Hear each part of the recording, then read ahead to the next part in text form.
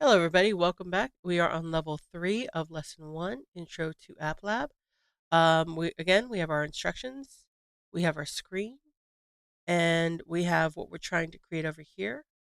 All right. So this level, we're given the set property block.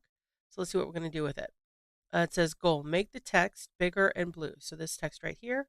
How? You'll need 2 lines of code. Give label 1 a font size of 80 and text color of blue. So if I take the set property block and move it over here, we can see it's already set up with label 1.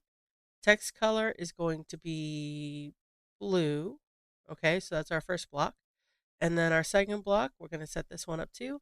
And it says a font size. So we're going to click on here and go to font size.